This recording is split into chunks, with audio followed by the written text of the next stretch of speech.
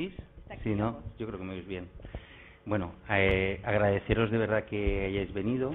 Y bueno, pues hoy el tema que nos trae a Conferencias Blancas, ya lo adelantamos en la pasada conferencia, pues aprovechando la triste efeméride del 25 de noviembre, ¿no?, que es el día contra cualquier tipo de violencia contra la mujer, pues nosotros hemos intentado siempre recoger, ¿no?, este día, pues un poco para reflexionar sobre el tema, qué es lo que está sucediendo, qué es lo que está pasando, como en una sociedad avanzada como la nuestra, o por lo menos que así nos denominamos, ¿no?, existan todavía, es decir, todo este tipo de atrocidades, ¿por qué no llamarlo así?, ¿no? Y sobre todo, es decir, cómo existe todavía, es decir, ese concepto, ¿no?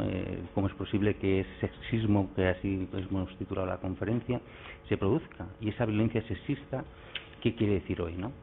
Normalmente siempre vemos muchas veces de que se aborda desde un campo normativo, muchas veces, pero nosotros siempre hemos querido, y bueno, sabéis lo que nos seguís, que siempre hemos buscado, es decir, una visión más multidisciplinar. Queremos, es decir, que acotar un problema tan grande como es la violencia de género, en este caso, o el sexismo, para ser más concretos, pues parece que es muy difícil acotarlo solamente a un campo, ¿no? Por lo tanto, es decir, lo que hemos pretendido es poder traer aquí a debate pues tres visiones desde tres campos diferenciados, pero a la vez que trabajan en común. Y bueno, para eso, es decir, pues tenemos la gran suerte de contar con tres grandes especialistas, como es la profesora titular de Sociología, doña María Rosario Sánchez Morales, ¿vale?, a la que le doy las gracias porque se ha trasladado directamente de Madrid en un viaje express que ha hecho.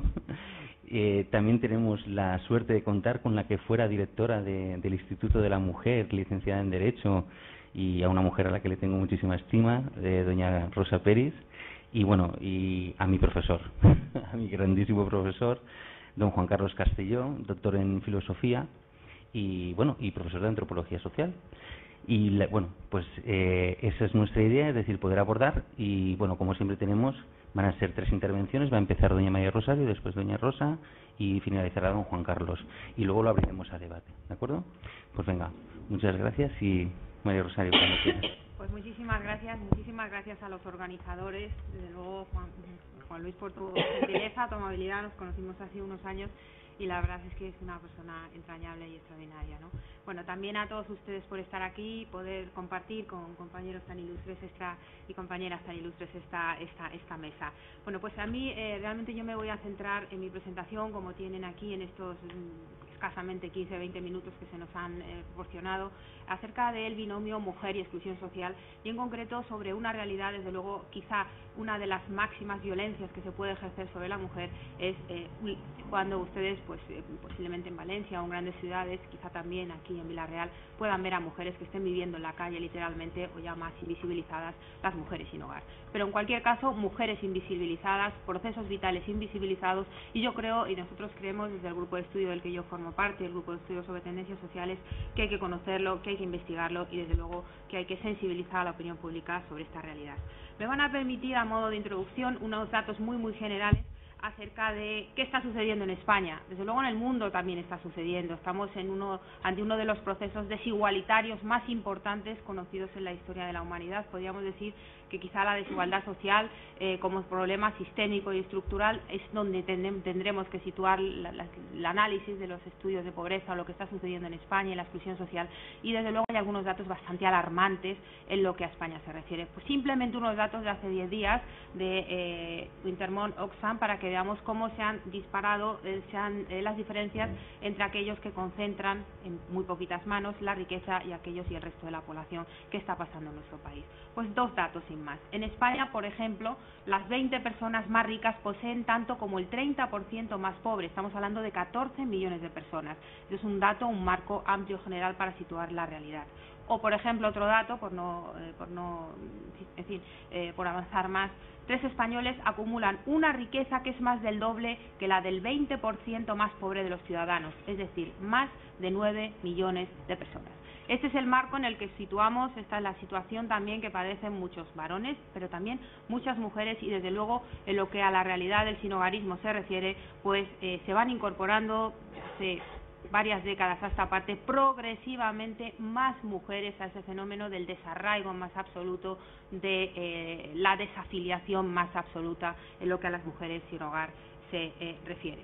Querría apuntar también algunos datos sobre el paro en España. Desde luego el paro es un factor clave de empobrecimiento, también de exclusión social, y desde luego España en estos momentos tiene una de las tasas de paro más elevadas del conjunto de los países europeos, un 26,3%, son los datos relativos al año 2013. Aquí vemos la evolución, se ve como a partir del año 2008, con el comienzo de la crisis económica, 2007 como 2008, se dispara la tasa de paro, y créanme que ha sido un factor desencadenante, desde luego, de la pobreza en España, de esos 13 millones de hombres, de mujeres que viven bajo el umbral de la pobreza y en situación de exclusión social. En lo que a las mujeres se refiere, hay que decir que la tasa de paro femenina es más elevada, la de las mujeres, si se compara con la de los varones, es decir, estos son los últimos datos de la encuesta de población activa, 25,01 la femenina, 22,53 la masculina. Están muy semejantes, como podemos observar, pero si cabe, pues más problematizada la situación de las mujeres. Pero aquí, si vamos un poquito más, profundizando en los datos de la encuesta de población activa, podemos ver cómo los parados o las paradas en busca de su primer empleo y tiempo de búsqueda de empleo, vemos como el 40,9% de las mujeres, digamos, llevan más de 2 años, a diferencia de los varones un 32%. ¿Qué significa esto? Pues que las mujeres en términos laborales, desde luego, arrastran una problemática más compleja a la hora de poder obtener empleos y poder llevar vidas normalizadas, ellos, sus familias, y en el caso de algunos sectores específicos de mujeres, como puedan ser las familias monomarentales, digamos una familia característica con problemática de pobreza en España, pues desde luego es bastante significativo. Monomarentales, mamá con sus hijos a su cargo. Y en un contexto, como yo estoy comentando, con fuertes desigualdades, con una concentración, como hemos visto con datos oficiales, de la riqueza en muy pocas manos, verdaderamente, se origina yo creo, una espiral entre la pobreza, entre la exclusión social, derivada de la propia crisis. La crisis ha amplificado la problemática de la pobreza y la exclusión social. Es verdad que en España desde hace 20 años nos mantenemos en unos porcentajes en torno al 18%, hace ya años, ahora en torno al 21-22%. ¿Y quiénes serían en España, si ustedes me preguntaran, esas mujeres que se mueven en situación o que se encuentran en situación de riesgo, de vulnerabilidad social? Aquí hablaré de viejos perfiles, si me permiten la expresión, de mujeres que viven bajo estas circunstancias, y nuevos perfiles. Yo creo que había que hablar, 1, de las desempleadas adultas de larga duración, 2, de las trabajadoras con ingresos insuficientes. Piensen ustedes que en España existen 3.500.000 parados de larga duración, de los cuales pues una proporción bastante importante son mujeres. Habría que hablar en tercera instancia de mujeres con pensiones insuficientes o con salarios de inserción, mujeres inmigrantes, también muchas de ellas madres de familia, esas familias monomarentales. También en el caso de algunas problemáticas, como puedan ser consumidoras de sustancias psicoactivas o alcohólicas, o ya mujeres con problemas de otro tipo, como ludopatías, etcétera. Pero también hay que hablar de las ancianas con ingresos insuficientes, con las pensiones de jubilación, las pensiones para personas mayores, de las más escuetas, de las más escasas del conjunto de la Unión Europea, enfermas, es un tema bastante preocupante, ¿no? Como, digamos, como sector en situación de especial riesgo, tanto mentales como físicas. No hay tiempo para desarrollarlo, pero también especial situación de riesgo se encontraría las mujeres discapacitadas bajo determinadas circunstancias, mujeres separadas, divorciadas, mujeres sin familia, mujeres maltratadas, un tipo de violencia desde luego muy directa, y como decía, los hogares monomarentales. Y dentro de, también habrán escuchado ustedes hablar de esos nuevas familias de pobres, esa nueva pobreza que ha surgido a raíz de la crisis económica, en donde conviven los viejos perfiles de población pobre, como eran las mujeres, las familias monomarentales, o como también en su momento eran las mujeres mayores. Estas conviven, pero han surgido nuevos perfiles de mujeres que se desenvuelven bajo parámetros de pobreza y de exclusión social. Yo creo que podríamos sistematizarlas en función de las escuetas, escasísimas investigaciones de los compañeros de servicios sociales en las siguientes, hablando de mujeres. Mujeres con y sin estudios en procesos de desestructuración familiar y o con malos tratos, también puede ser en su caso. 2, mujeres mayores pensionistas, en donde se entremezclaría ese viejo perfil con nuevos perfiles que están surgiendo. Las familias monomarentales, y luego también habría que hablar desde luego de las familias o de las mujeres inmigrantes. Bueno, aquí también se puede observar cómo las familias monoparentales son las que arrojan las tasas de pobreza más altas, si se compara, por ejemplo, lo que a España y a la Unión Europea se refiere. Un 36,69% de estas familias en España, digamos, viven una situación en términos económicos muy problematizada. Decir de las mujeres mayores, pues también mujeres mayores que, desde luego, a sus problemas económicos en muchas ocasiones se problematiza por falta de redes sociales y relacionales de apoyo, etcétera, etcétera, y que pueden entrar en problemáticas pues mucho más complejas. ¿Qué es lo que está sucediendo? La realidad, este es un dato pues realmente también de hace una semana. Cáritas Española nos anunciaba hace una semana que a quienes estaban atendiendo en el último año. Sobre todo estaban atendiendo a familias numerosas, a familias monomarentales y a madres solteras, ¿no? Que entienden o entendían que eran los principalmente afectadas por estas circunstancias. Y estamos hablando de mujeres y estamos hablando de violencia, de pobreza y de exclusión social.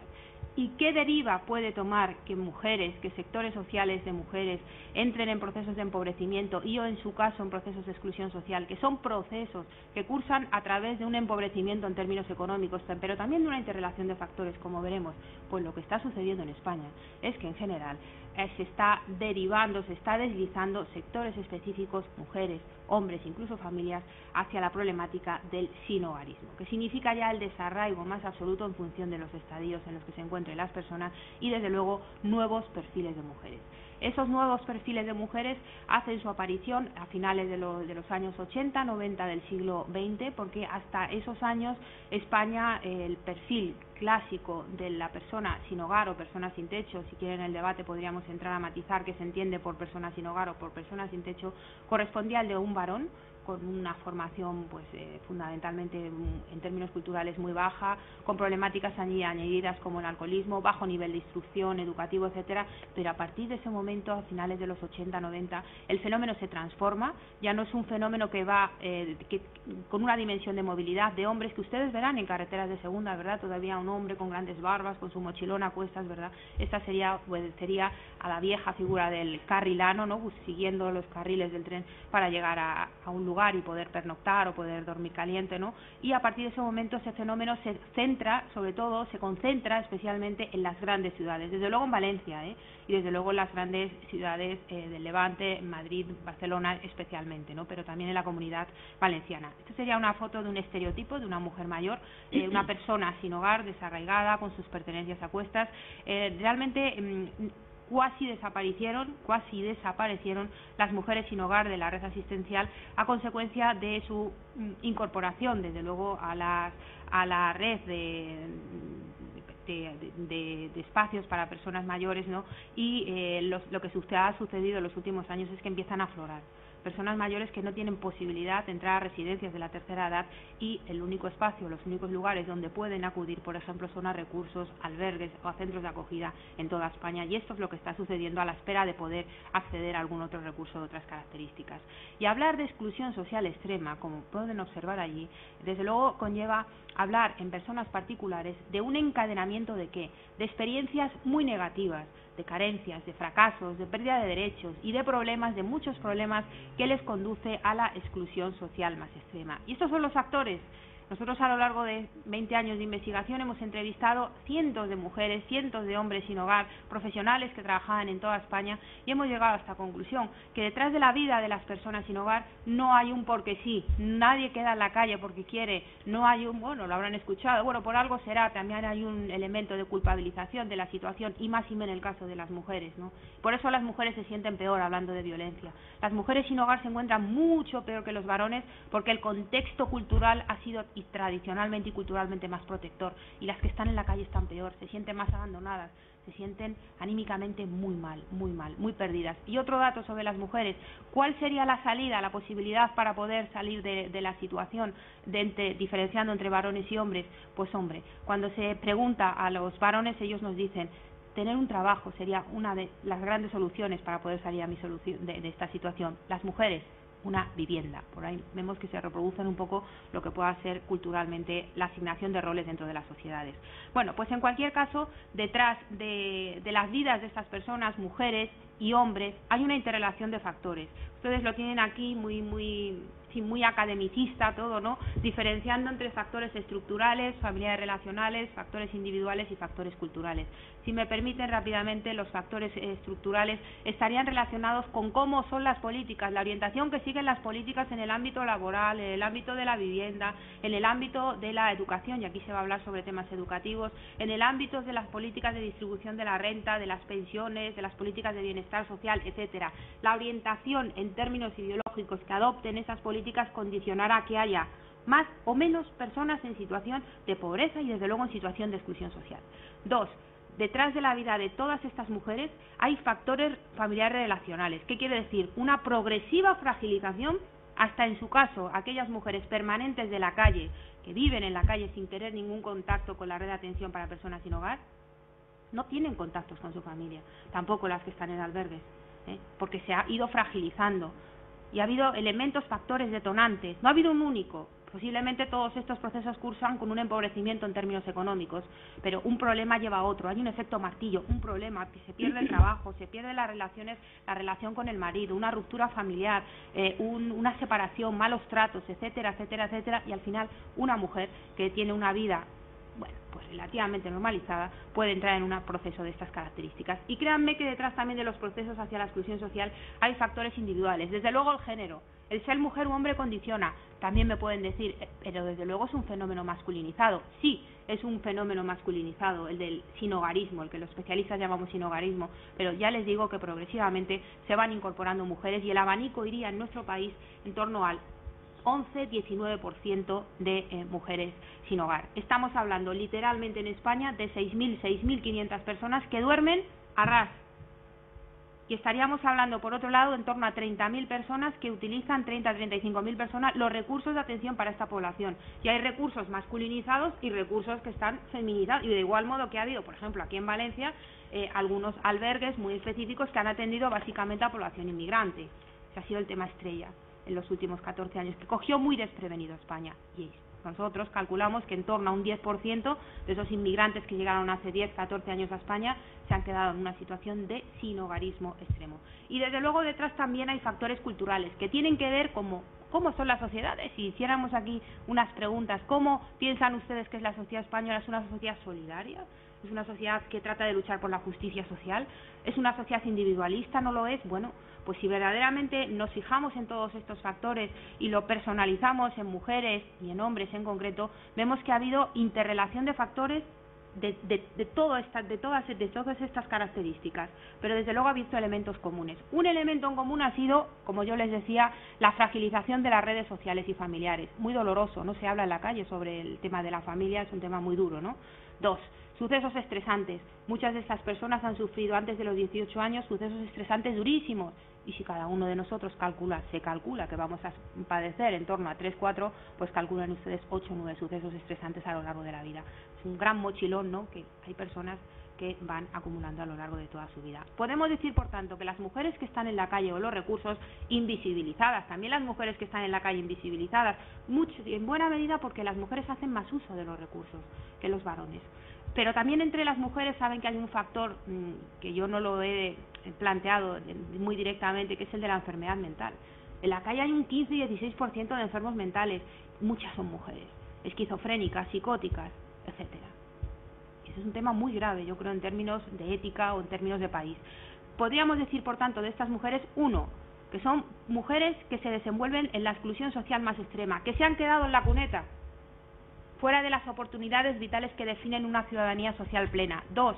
Mujeres en situación de pobreza extrema. No se crean esas leyendas urbanas. ¡Buah, es que ha fallecido una persona y resulta que tenía en el banco 50.000 millones de euros! O no, nadie está en la calle y lo habrán escuchado alguna vez. 3. Infraciudadanas, ciudadanos y ciudadanas de tercera categoría. Desviados sociales, también un poco jugamos, ¿no? Y los ciudadanos normalizados, o ustedes, ¿no?, que son personas de una gran sensibilidad, y el tema de la estigmatización. Son personas que sienten, y mujeres, sobre todo las mujeres, fuertemente rechazadas por parte del resto de la sociedad, rechazadas por parte de sus hijos, de sus maridos, de la propia sociedad que les han abandonado. ¿Y quiénes son? Pues miren ustedes, yo creo que el término más apropiado sería denominar a estas mujeres en términos de personas sin hogar o personas sin techo. La mujer sin hogar sería una persona ya muy deteriorada, muy desarraigada, con problemas ya de salud muy fuerte, con fuertes limitaciones, ¿verdad? Y la mujer sin techo podría ser, por ejemplo, una mujer latinoamericana que llega a Valencia o que llega a Madrid y que no tiene dónde dormir porque no tiene redes sociales de apoyo. Y eso pasó hace 14 años en España. Esas mujeres heroínas, ¿no?, de Ecuador o de otros países que llegaron a nuestro país, ¿verdad? Bueno, pues esas mujeres eran mujeres sin techo porque no tenían una problemática de sinhogarismo, de desarraigo, de haber roto, de esas rupturas con sus familias, de haber roto el cordón umbilical. Bueno, pues realmente yo creo que es más apropiado no utilizar esos conceptos que ustedes leerán en los medios de comunicación, en los términos de mendigos, vagabundos, transeúntes, indigentes. Lo apropiado es utilizar el concepto de personas sin hogar. Porque si yo les preguntara a ustedes qué es para ustedes el hogar, seguramente me dirían, es algo muy profundo, ¿verdad? Es mi refugio, es mi espacio, es donde yo tengo mis ilusiones, la persona a la que amo, mis hijos, mi vida, ¿verdad? Pues eso es lo que han perdido esas mujeres. Y en el caso de las mujeres, como yo decía, más complicado. Hay una tipología de personas sin hogar, no tengo tiempo para desarrollarlo, la tipología ETOS por parte de la Unión Europea, diferenciando entre la gente que está literalmente en la calle hasta la gente pues que vive en viviendas inadecuadas, en viviendas inseguras, que están sin vivienda, etcétera, etcétera. Y como les decía, afecta a 6.500 personas. En Madrid hace 2 años 701 personas viviendo en la calle literalmente. El próximo jueves se realizará un recuento nocturno de personas sin hogar. En Valencia no se han hecho recuentos nocturnos, sí en otras ciudades españolas, y desde luego, como les decía, alrededor de 2.000 las que utilizan los recursos para esta población. Y algunas tendencias detectadas en las mujeres sin hogar en España, yo creo que habría que hablar de esto. Juvenalización. Mujeres jóvenes, cada vez más jóvenes. Hay otro factor, elemento común entre todas ellas, y es que en su mayor parte son mujeres separadas, divorciadas, viudas o, desde luego, en muchos casos también con violencia y malos tratos a sus espaldas. El tema de las adicciones, en algunas de ellas, discapacidades, enfermedad mental, institucionalización. Piensen, por ejemplo, en el caso de chavalillas jóvenes que con 18 años y un día tienen que salir de un centro de menores por no tener familia. ¿Qué pasa con esas chavalillas? ¿Qué está pasando con esas mujeres? ¿Se pueden normalizar sus vidas? ¿Qué está pasando a raíz de la crisis económica con los fuertes recortes que hay? Bien, otra idea, internacionalización, mujeres no españolas, y desde luego se ha producido una culturalización, una elevación del nivel sociocultural en la calle. Y ya para finalizar, simplemente plantearles varias cuestiones. ¿Ha aumentado el fenómeno? ¿Ha aumentado las mujeres y los hombres sin hogar en España? Pues mire, estos son los datos del recuento nocturno de personas sin hogar, en donde se preguntaba directamente a las personas que estaban en la calle, a esas 701 personas, a esas 800 personas que estaban en los recursos de Madrid, acerca de si observaban que había un aumento de la población. Pues sí, nos decía hasta las mujeres y los hombres sin hogar que sí. Y luego otro tema que yo creo que también es conveniente ponerlo sobre la mesa. Esto es un resultado de una encuesta sobre tendencias del Grupo de Estudios sobre Tendencias Sociales, en donde se preguntaba en el año 2010 sobre lo siguiente: ¿y qué cree usted que deberían hacer las autoridades ante la presencia en la calle de personas sin techo? Pues como ven ustedes, el 69,49 apoyarlas, ayudarlas en todo lo que se pueda. Pero aquí lo más llamativo es lo siguiente: el 11,07 obligarlas a vivir en un albergue o centro de acogida para personas sin techo. Y eso ha inspirado algunas leyes o algunas iniciativas que se han producido en algunas ciudades. Y esta, ya para finalizar, son algunas imágenes de lo que la crisis y, digamos, ese empobrecimiento o exclusión de muchas mujeres en nuestro país. Este es un perfil novedoso. Esta es una señora rusa que canta en la estación de Metro de Sol. La mujer, bueno, pues ganándose un pequeño dinerito. Esto es una persona que vive en María José, en la puerta de mi casa, es vecina mía, lleva 15 años, es una chica que es enferma mental y es una crónica, una permanente de la calle. Y ya para finalizar, pues simplemente acabar con los grandes sabios. Los grandes sabios no somos nosotros, desde luego, que va todo lo contrario, no sabemos nada, ¿no? son los humoristas, ¿no? Los humoristas de esta categoría, ¿no? Y aquí dice Mafalda, ¿no? Me parte el alma ver gente pobre, a mí también. Habría que dar techo, trabajo, protección y bienestar a los pobres. ¿Para qué tanto? Basta ya con esconderlos. Y eso realmente yo creo que obedece a esa percepción o esa idea por parte de la ciudadanía. Y simplemente ya, de verdad que con esto finalizo, son unos libros precisamente de una persona catalana que ha estado 15 años viviendo en la calle, editó varios libros, fue un gran dibujante español, y este hombre editó esos libros para mostrar cómo era la vida en la calle. Esto es como él en sus libros, que son muy económicos, y bueno, pues él vive bajo el apoyo de una entidad que se llama Fundación Arrels en Barcelona, y él es como ve la vida en la calle, todo gris, y finalmente es a su propio autorretrato de cómo él se veía en su momento. Yo creo que simplificaría lo que puede significar encontrarse en una situación de sinhogarismo, y créanme que desde luego nuestros trabajos, nuestras investigaciones nos vienen a decir que las mujeres se encuentran en una situación muy complicada en términos vivenciales y en términos de poder asimilar, aunque nunca nadie pueda asimilar, acabar en una situación de calle. Pues muchas gracias.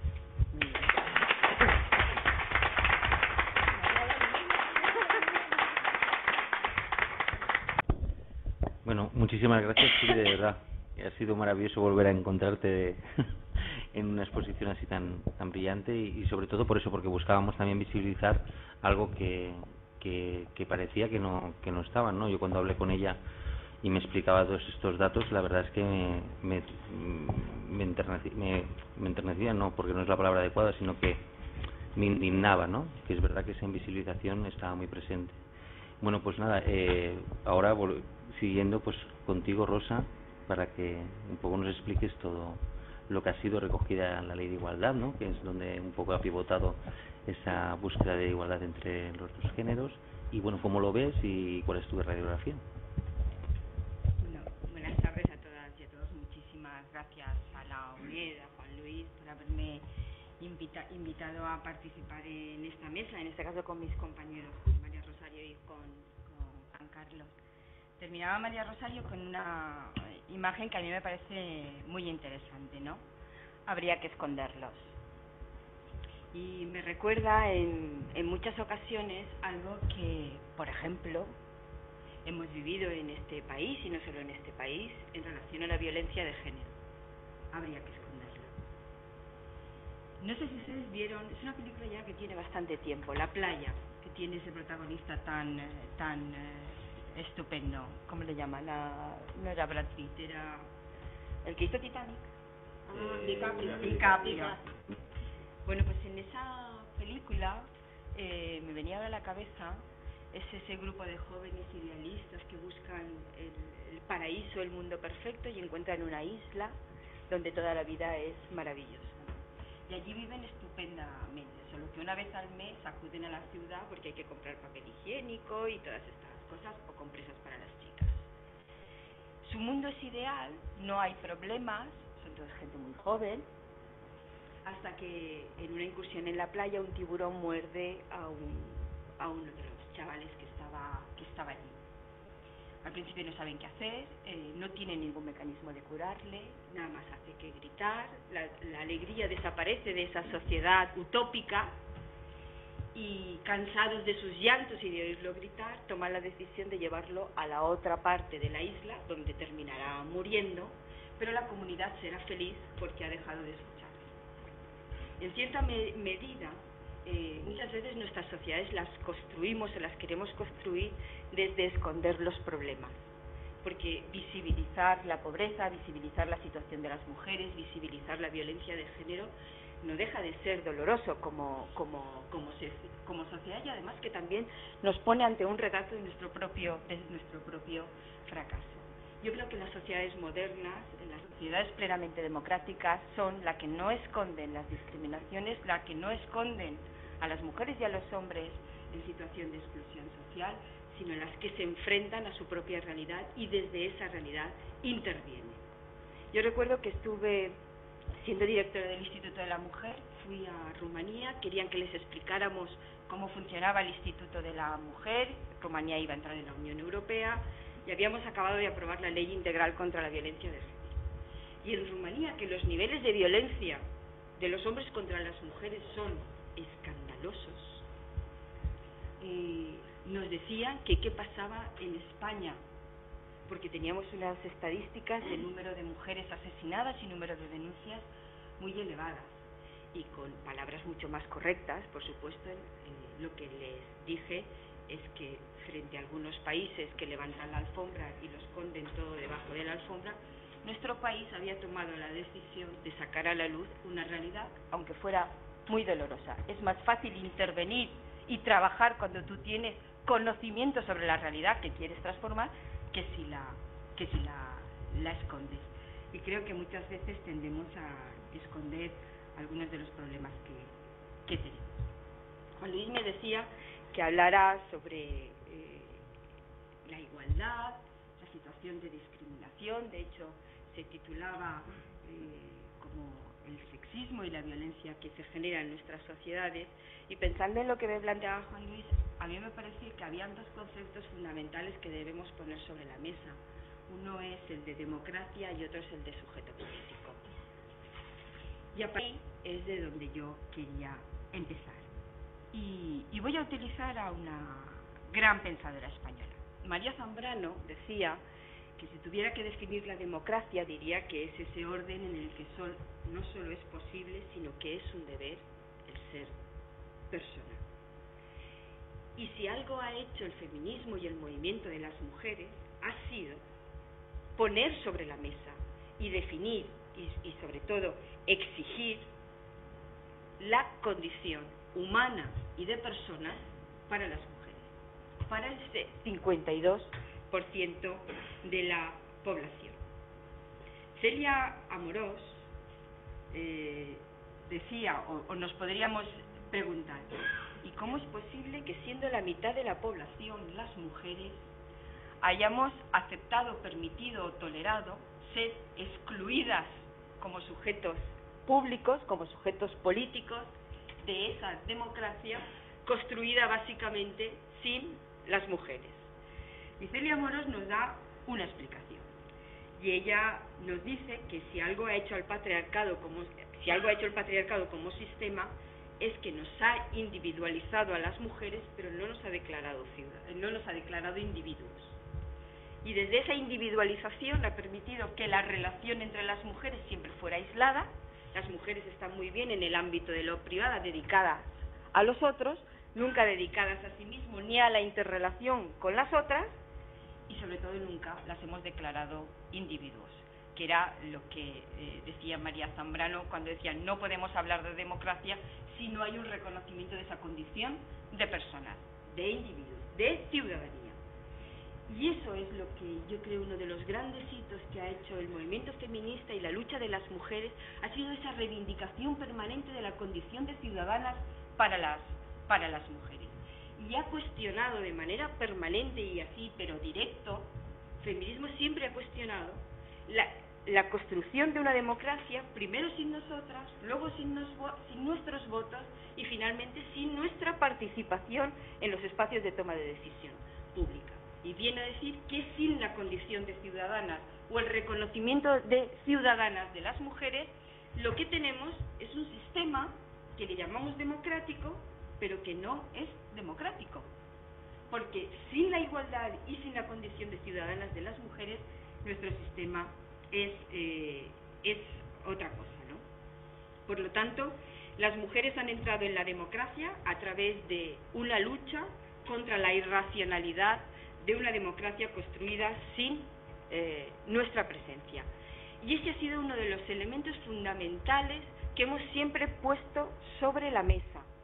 La discriminación que han sufrido las mujeres y la falta de consideración a su, como decíamos, a su condición humana, ¿no? A su condición de personas. Todo eso se ha ido tejiendo y articulando, y a raíz de ese reconocimiento, y por eso yo quería recuperar algunas de las pensadoras, en el caso de Celia Amorós, de Ceyla Benjamín o de María Zambrano o de Amelia Valcárcel, que seguro que muchas y muchos conoceréis, quería recuperar, porque además antes lo hablaba con Juan Luis, y estoy en la universidad, lo importante que ha sido la creación de ese pensamiento teórico, de muchas de ellas filósofas, pensamiento además crítico, para dotarnos de un cuerpo de pensamiento que nos permitiera al resto de mujeres identificar, ponerle nombre a lo que nos pasa y por lo tanto a partir de ahí ser capaces de articular propuestas. Sin ese pensamiento previo, sin que antes algunas mujeres hubieran pensado, nombrado o catalogado lo que nos pasa, difícilmente hubiéramos sido capaces de avanzar en muchos de los ámbitos que lo hemos hecho. Por lo tanto, creo que es muy importante el reconocimiento a muchas de las pensadoras, críticas y filósofas que han abierto el camino por el que muchas mujeres hemos transitado. Y de esa reflexión que hacen todas ellas, parte de las cosas que hemos ido desarrollando en nuestro marco político. Y por eso, desde esas reflexiones, hemos ido cristalizando en la política institucional políticas para avanzar hacia la igualdad. Porque hemos tenido un cuerpo teórico, porque hemos tenido a mujeres que han sido conscientes de su situación y porque se ha diseñado una agenda. Y esa agenda es la que estamos obligadas o responsabilizadas, mujeres y hombres, a llevar a práctica. ¿Cuál ha sido esa agenda? Yo hablaré, en este caso, de la etapa que yo más conozco, que es la etapa en la que fui directora del Instituto de la Mujer desde el año 2004. No sé si recordaréis, en el año 2004, José Luis Rodríguez Zapatero sale elegido presidente y se descuelga un día con un gobierno paritario. Mitad mujeres y mitad hombres. Se aplaudió en determinados foros, sin duda. En otros fue criticado. Yo todavía recuerdo la frase de Berlusconi diciendo que tenía un gobierno rosa. El gobierno paritario, el primer gobierno paritario que tuvimos, no dejaba de ser un símbolo. Y también una voluntad política de mostrar que no se puede tomar decisiones o diseñar las políticas que afectan a la gente sin tener en cuenta que esta sociedad es una sociedad compuesta por mujeres y hombres. Y por lo tanto era una declaración de principios. No era algo peregrino, no era una chuminada, no era una ocurrencia, era toda una declaración de principios, de que no podemos hablar de igualdad y por lo tanto no podemos hablar de democracia si el sujeto político no tiene capacidad de estar en el espacio de toma de decisión. Y ese espacio de toma de decisión en un gobierno, desde luego lo conforma el Consejo de Ministros. Y una de las primeras decisiones que se tomó fue aprobar la Ley Integral contra la Violencia de Género, que como conocéis es la manifestación más brutal de falta de igualdad. Ayer 2 mujeres fueron asesinadas, una en Melilla y en Asturias, y hoy viniendo hacia aquí desde la SER oía un caso positivo que ha ocurrido en Castellón, ¿no? Una mujer de Castellón que se fue a Rumanía con su compañero, ha estado un año prácticamente secuestrada y viviendo situaciones de violencia de género en Rumanía, ha llamado a su familia, aunque le ha dicho que no denunciara, pero su familia no la ha escuchado. Ha denunciado y por lo tanto han entrado en funcionamiento los protocolos, han podido ser rescatada de Rumanía y si no está en Castellón está a punto de llegar a Castellón. Por lo tanto, ponía 2 ejemplos, el de ayer desgraciadamente porque 2 mujeres fueron asesinadas, pero también cuando hacemos las cosas bien, todos los mecanismos y muchos de los que se han diseñado la ley integral sirven también para salvar la vida de muchas mujeres. ¿Qué nos ha pasado y por qué era tan importante la violencia de género? Feila Benhabib critica que las normas que rigen la esfera privada no queden bajo el alcance del derecho y la justicia. Y parte de lo que ha justificado históricamente la violencia que se ha sufrido o que han sufrido las mujeres en el ámbito del hogar tiene que ver con que el Estado de Derecho tenía una frontera que se llamaba el dulce hogar. Y Sheila lo describe muy bien, yo podría ser mucho más bruta y decir que en nuestro país hemos tolerado durante muchísimo tiempo verdaderos guantánamos jurídicos. Guantánamos han sido nuestros hogares, porque hasta la fachada de mi casa, o a partir de la fachada de mi casa para adentro, permitía que a una persona, a una ciudadana, a la mujer, se le violentara en sus derechos sin que nadie hiciéramos nada. Por lo tanto, eran espacios de impunidad. Impunidad legal, pero también impunidad social. Y eso es lo que lo que había que luchar en el ámbito de la violencia de género, y tenemos que seguir luchando. ¿Hemos avanzado en la impunidad legal? Sin duda. ¿Hemos avanzado en la impunidad social? Menos. Es cierto que hoy nuestra sociedad no tolera con la misma alegría que toleraba hasta no hace muchos años comportamientos violentos en el ámbito del hogar. Pero también es cierto que siguen existiendo muchísimas situaciones de violencia en nuestros hogares. Y yo les decía antes, es que la ley no sirve. Aprobamos una ley hace 10 años y algunas personas se preguntan si después de 10 años estos son los datos, es que la ley no sirve. Y yo creo que no tenemos un problema con la ley. Creo que tenemos una buena ley. Creo que no está funcionando la aplicación de la ley. La semana pasada, lunes, se encontraban el cadáver de una niña y su madre, y viernes 2 niñas eran asesinadas por su padre, que se había acabado de separar de su madre. La primera, la abuela había denunciado. ¿Lo recordáis? Solo que presentó una denuncia que dicen que era ilegible y no hicieron nada. Las 2 niñas que murieron el viernes, la madre había denunciado. Y además había pedido orden de protección. Ni una cosa ni la otra. Por lo tanto, nos encontramos con casos de mujeres que han pedido la aplicación de los derechos que les reconoce la ley y alguien no ha cumplido con su obligación. Alguien o alguienes. Y ahí es donde yo creo que tenemos que ser mucho más exigentes. No es posible que estas cosas estén pasando porque las estamos dejando en desamparo. Porque si las mujeres denuncian, como les pedimos de manera permanente, y si después de denunciar se encuentran en el vacío y en la soledad absoluta, dejarán de denunciar. Y si dejan de denunciar, dejaremos de saber qué pasa. Y por lo tanto volverá a convertirse en un problema privado, algo que ya habíamos conseguido convertir en un tema público. Y eso no nos lo podemos permitir. Eso sería un fracaso como sociedad.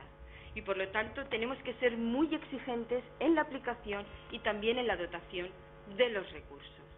Y en los últimos años, con la crisis económica, con los recortes, tampoco ha escapado la lucha contra la violencia de género, y tengo que decirlo, y además con muchísimo dolor.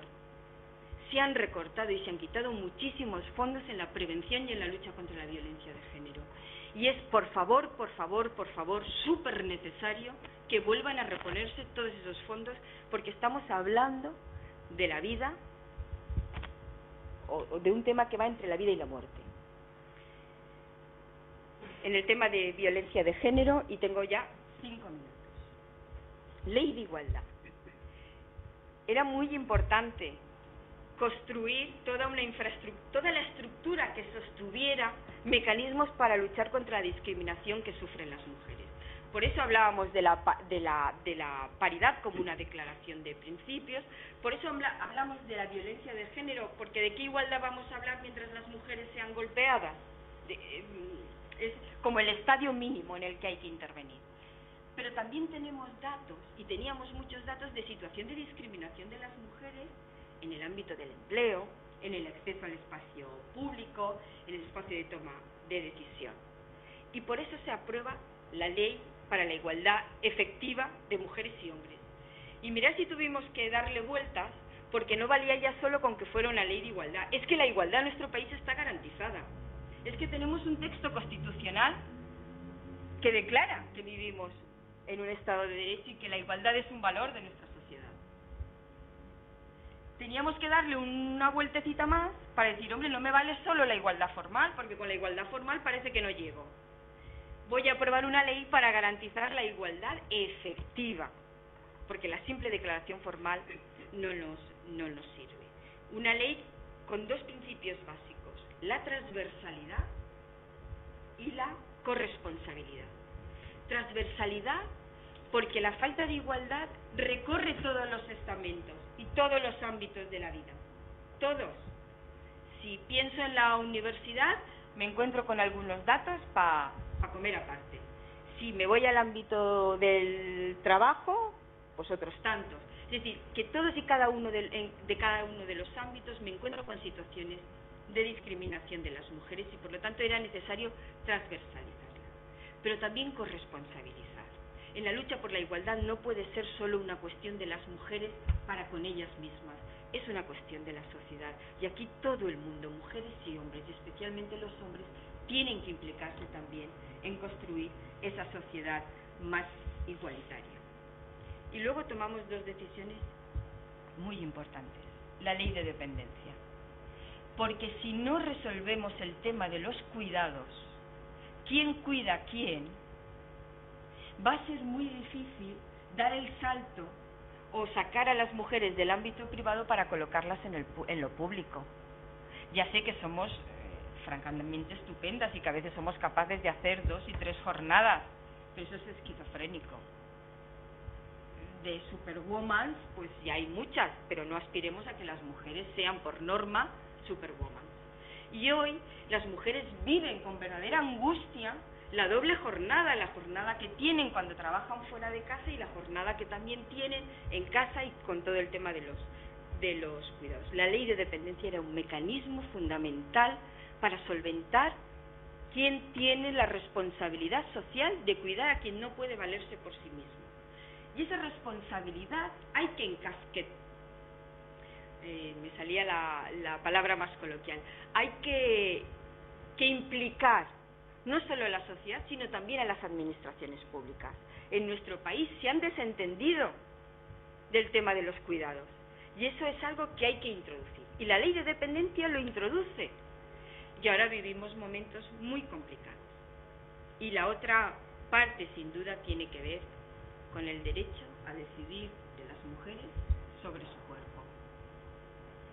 Que afortunadamente hemos conseguido que esa ley no sea revocada ni cambiada y por lo tanto de momento sostenemos que en nuestro país tenemos garantizado que ante un embarazo no deseado es la mujer la quien toma la decisión de si continúa o no continúa. Y como ya no me quedan más minutos y me tengo que pasar, mi pregunta sería, y la pregunta que nos hacemos, y a pesar de todo este desarrollo legislativo y a pesar de haber puesto piedras en todos y cada uno de los frentes, de no solo tener una democracia, un Estado de Derecho, leyes específicas como las que tenemos, a pesar de que no disponemos de todos los recursos, ¿por qué se sigue produciendo las situaciones de discriminación? ¿Por qué seguimos todavía no siendo capaces de conseguir transformar verdaderamente la realidad de las mujeres en nuestro país? Pues bueno, seguramente tiene que ver con que vivimos en una sociedad con tradiciones fuertemente arraigadas, con tradiciones, mitos y estereotipos que las leyes no cambian. Las leyes por sí mismas no cambian la sociedad que no quiere cambiar. Y el gran reto que tenemos como sociedad es esa transformación. Las leyes nos ayudan, pero no son suficientes. Y tendremos que ir desterrando muchos de los mitos del sexismo, muchos de los estereotipos y muchas de las tradiciones de esas ancestrales que están bien instaladas en nuestra sociedad, si queremos caminar hacia una sociedad más democrática y más igualitaria. Y termino con algo que decía Amelia Valcárcel. Vivimos hoy probablemente en la sociedad donde más alto grado de igualdad hemos alcanzado, sin duda. Pero lo que tenemos hoy no es todavía la igualdad.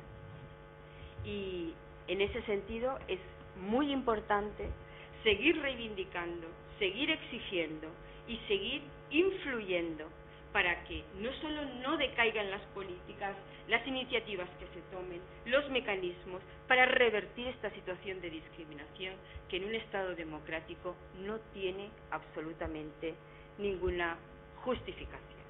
Y como sé que lo vamos a hacer, sé que está en buenas manos la lucha por la igualdad. Porque, termino con la última pensadora, Marcela Lagarde decía que el movimiento de mujeres y el feminismo no solo es un movimiento universalista, que lo es, sino sobre todo es muy insistencialista.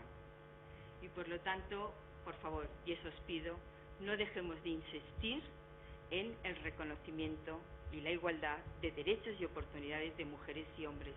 De verdad que nos lo merecemos como sociedad y será la única manera de que podamos decir a esto que vivimos que es una verdadera y auténtica democracia. Muchas gracias.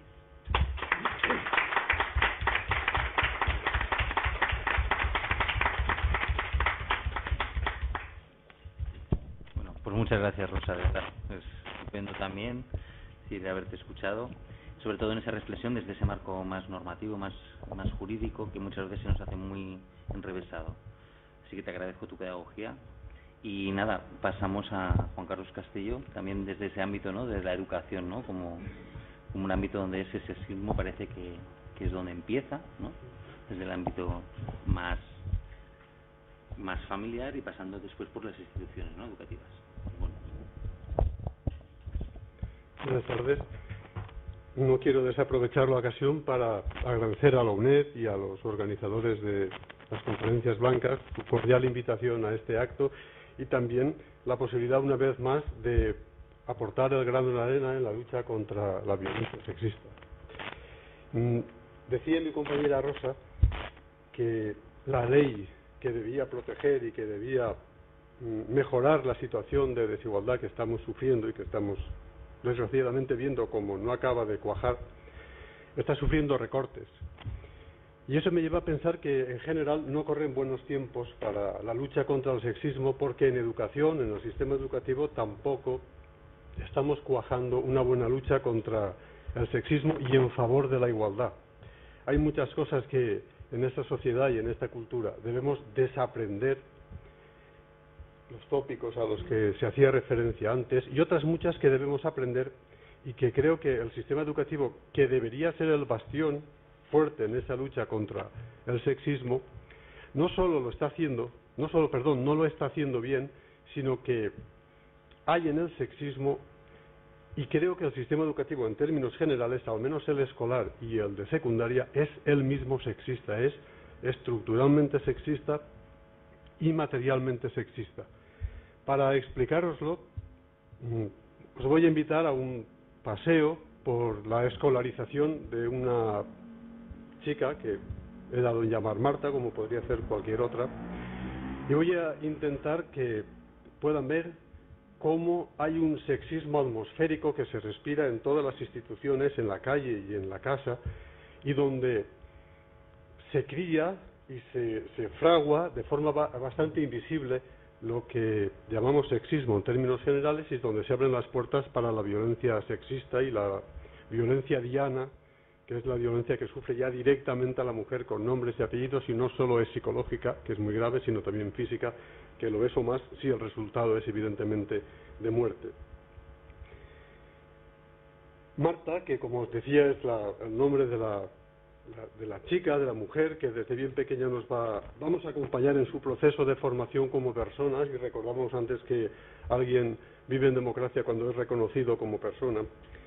Marta y su compañero Mario, porque vamos a revisar el desdoble de educación, van a pasar por la educación obligatoria marcada por la figura masculina del poder.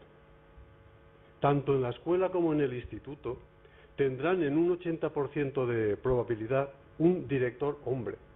En mi ciudad, de las 12 escuelas, hay 11 directores, hombres, y una directora. De los 3 institutos, hasta hace poco había 3 directores. Ahora, por fin, desde el año pasado, hay 2 directores y una directora. Menos mal. Por poner un caso más concreto, una de las escuelas tiene 13 maestras y 3 maestros. De los 3 maestros, 2 están en el equipo directivo, el director y el secretario. Jefe de estudios es mujer, menos mal. Por tanto, bueno, y además, ella no lo tendrá fácil para ser delegada de clase, que digamos simboliza un poco el poder del alumnado dentro de las escuelas y de los institutos, porque las chicas son elegidas como representantes escolares en un 35%.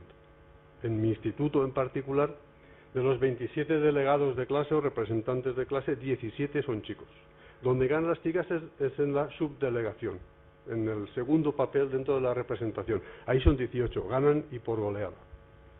Por tanto, y primera cosa fundamental, en relación con el poder, control y representatividad, Marta va a sufrir un doble sexismo. De un lado, el poder de la institución escolar es claramente de hombres y así lo va a introyectar, así lo va a asumir como una cosa bastante normal y natural, porque estamos hablando de su formación desde bien pequeña.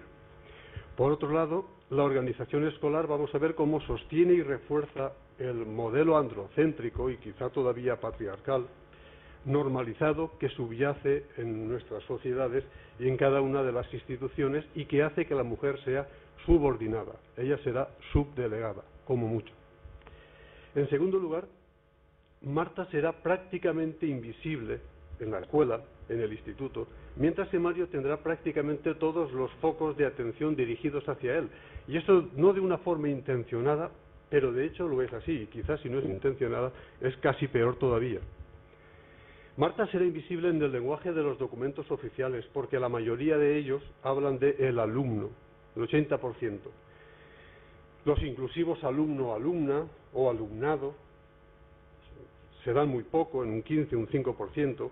Por contra, evidentemente Mario va a verse muy representado, evidentemente en el 80% de las ocasiones va a ver que se habla en masculino. Si no sufriésemos un sexismo, por economía del lenguaje podríamos permitir que se hable de alumno, bueno, pero no estamos en un mundo en el que la discriminación sexista sea algo inexistente, por lo tanto deberíamos tener mucho más cuidado y hablar de alumnado, o en el caso de que hayan más mujeres, hablar de alumnas. Mi experiencia en clase es evidente. Cuando menciono la palabra alumnas, aunque imaginemos la situación en la que hay bastantes más chicas que chicos en la clase. Si digo alumnas, solo ellas se sienten aludidas. Si digo alumnos, todos se sienten aludidos, ellos y ellas. Y eso marca un poco esa atmósfera sexista que no se nota, que es invisible, pero que, como esa lluvia suave de la que uno no se entera, al final acaba calando y acaba, evidentemente, marcándote. También en el currículum, Marta continúa siendo invisible. Las mujeres aparecen solo en un 20% de imágenes en los libros. Cada 80 hombres aparecen 20 mujeres. De la misma manera, en esos mismos libros de texto, desde la escuela hasta el instituto, constatará que a las mujeres o nombres de mujeres solo aparecen en un 16% de las veces que se nombra a un ser humano. Yo no sé si tenéis ahora en imagen la famosa fotografía de la evolución del ser humano, y en esa evolución del ser humano prácticamente todas las editoriales muestran al varón, y además con una buena barba para que no haya confusiones. Pocos libros, muy pocos, aunque van saliendo, aparece la mujer. Como esa situación, otras muchas. En un libro de economía de primero de bachillerato aparece el hombre trabajando con su mono azul, y en la fotografía de al lado aparece la mujer que viene de comprar del Corte Inglés. Son imágenes de estereotipo porque muchas veces cuando aparece la mujer tampoco aparece como fomentando la igualdad precisamente. En tercer lugar, Marta descubrirá que tampoco los espacios públicos de la escuela y del instituto los puede usar con igualdad o reciprocidad. De hecho, recordará cómo, sobre todo en la escuela, pero también en el instituto, parecía un poco invasora del patio, parecía como que era mejor que fuese no protagonista sino espectadora, casi que tenía que pedir permiso a los chicos para poder jugar en el patio o jugar con ellos, lo cual significa que el chico empoderaba al patio, el chico era el que tenía el poder sobre el patio y podía dejar que la chica jugase, quizás. En cuarto lugar, solo podrá introyectar el modelo masculino del saber, porque el modelo masculino del saber todavía hoy, a pesar de los pesares y a pesar de leyes y de estudios, sigue siendo androcéntrico, sigue siendo el hombre el protagonista. Si el caso de las imágenes y de los nombres de los libros de texto deja ya en precario la identidad de la mujer que Marta va a percibir y con la que se va a construir como persona y como mujer, una nueva situación la coaccionará a introyectar modelos masculinos. En los libros de texto, no encontrará casi nunca ejemplos de mujeres que hayan contribuido a mejorar las condiciones de vida colectiva. Mientras Mario tendrá modelos de sobra para identificarse, puede hacerlo con héroes, con guerreros, con sabios, con artistas, con escritores, con investigadores y científicos. Ella difícilmente encontrará modelos para hacerlo. En realidad, las santas y las reinas, que son las que más aparecen, han constituido modelos de mujeres no muy dignas de mención, porque en no pocas ocasiones lo que se destaca de ellas son sus rasgos masculinos o que podían compartir con los hombres. Por ejemplo, quizá paradigmáticamente, Juana de Arco, que destaca por la realización de gestas consideradas masculinas, y así otras muchas. El tiempo nos apremia y no voy a entrar, pero todo el mundo puede recordar e imaginar. Además, desaparecen personalidades femeninas de la historia. Todos conocemos a Wolfgang Amadeus Mozart, pero pocos conocemos a Anna Mozart, y de niños eran igual de brillantes. Aquí hay un doble sexismo: ¿por qué ella no promociona y por qué no se habla de ella y se cuenta su historia también? Alguien podría señalar con cierta intención que existen grandes mujeres destacadas en la historia, de esa historia que yo digo que es masculina. Pero esta observación es fruto de la lógica propia del androcentrismo, creada para defender su dominio y mitigar las razonables sospechas que sobre él hemos abocado o estamos abocando ahora. Si unas pocas pueden, todas pueden. Si un pequeño grupo ha podido, ¿por qué no las demás? Esto es lo que podríamos denominar la falacia de la totalidad sexista. Hay que recordar que el punto de partida y las condiciones de partida no son las mismas. Pero esto de si algunas han podido, las demás ¿por qué no? Y esos ¿por qué no quieren? Es un argumento que sigue funcionando hoy en el alumnado de 16 y 17 años. O sea que poco ha cuajado, si es que hemos hecho algo, la educación no sexista, la educación coeducativa, etcétera, etcétera. En quinto lugar, se sentirá poco valorada, pero seguramente lo entenderá y se resignará. Puede que sea tan inteligente como Mario, pero de ella no dirán que es inteligente, de él sí. De ella dirán sobre todo que rinde mucho o que es muy trabajadora, pero reconocer la inteligencia cuesta más. Y eso lo observo yo en mis compañeros y mis compañeras de instituto, digamos que sin ninguna intención previa, pero precisamente por eso no sé si es más doloroso. Si en cuarto de eso dice que va a hacer formación profesional, en la junta de evaluación parte del profesorado, y a veces no poco, va a suponer que hará módulos profesionales como peluquería, comercio, sanidad, jardín de infancia, y nunca de mecánica y de electricidad. A Mario le ocurre lo contrario. Si un chico quiere hacer peluquería, inmediatamente el comentario por lo bajini sale. La distribución de roles evidentemente todavía no está superada. Es otra de las marcas del sexismo que constituye y construye esta sociedad y la identidad de las mujeres y de los hombres. Verá con tristeza que mientras ella valorará en los chicos, y por este orden, simpatía, inteligencia y aspecto físico casi a la par y solidaridad, ellos la valorarán mayoritariamente por su aspecto físico y a más larga distancia por su inteligencia, por su simpatía y por su solidaridad. En sexto y último lugar, Marta sufrirá violencia en alguna ocasión en el instituto. Marta sufrirá microsexismos Diana en al menos 10 ocasiones a lo largo de su vida académica. Algún insulto, gorda, fea, marimacho, sobre todo si juega fútbol o algunos deportes o algunas relaciones que parecen más de chicos. Algún menosprecio, cotilla, maruja, alguna anulación, tú te callas. Lo que os estoy diciendo es lo que oigo en mi instituto y lo que me cuentan mis hijos y lo que cuentan otras personas a las que quiero mucho y que con intención o sin ella me van dando las pistas de por dónde se construye la identidad femenina y masculina también en las escuelas y en los institutos. Alguna infravaloración, en educación física eres una debilucha y bueno, otras cosas. Algún tocamiento es posible también. Eso sí tiene la suerte de no ser una víctima típica. En ese caso, las agresiones se van a multiplicar por 10. Si la Marta joven rompe con su pareja, la posibilidad de que su nombre, acompañada de algún improperio, alguna grosería, aparezca pintada en alguna pared del instituto, en los aseos, etcétera, etcétera, es 9 veces mayor que el hecho de que aparezca el nombre de su novio con algún improperio al lado. Eso lo tengo estudiado y lo hago estudiar a mis alumnos para que se den cuenta de cómo expresan el sexismo y cómo se expresa por casi todas partes. Ese es el pequeño recorrido al que os invito. Podíamos seguir mucho más, pero el tiempo apremia. En la construcción social, en la genealogía, en la socialización primaria tan importante de Marta y de su compañero Mario, que van a la par en su construcción de identidades, pero como hemos podido calibrar o quizás solo barruntar, son dos construcciones de identidades muy distintas y que de partida ya están decantadas hacia el lado de la masculinidad. ¿Qué podemos hacer? Pues podemos hacer bastantes cosas que no se hacen o no se hacen suficientes.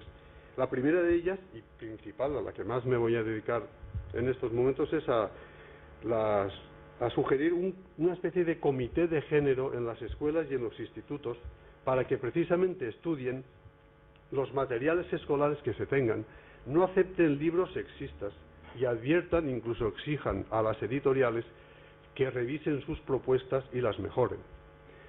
Alguna editorial, digamos que con buena intención, pero bastante torpemente, un libro de mi hija, por ejemplo, contrastaba la importancia de Platón con la importancia de Cleopatra. Ya la simetría parecía que iba a funcionar. Pero de Platón decía que era un gran filósofo y de Cleopatra decía que era muy bella. Y ahí se acaba la simetría que la editorial tal intentaba, ya no que apareciendo solo fotografías de hombres, sino a la par hombres y mujeres. Pero la jugada no salía muy bien. En segundo lugar, debe vigilar el uso sexista del lenguaje. En clase, en los documentos oficiales, en los anuncios, en las notas, todo el mundo ha de verse reflejado y no ha de dar tregua a la lucha contra esa masculinidad y masculinización de las notas que se reparten en todos los colegios y en todas las instituciones educativas, creo, incluida la universidad, me parece.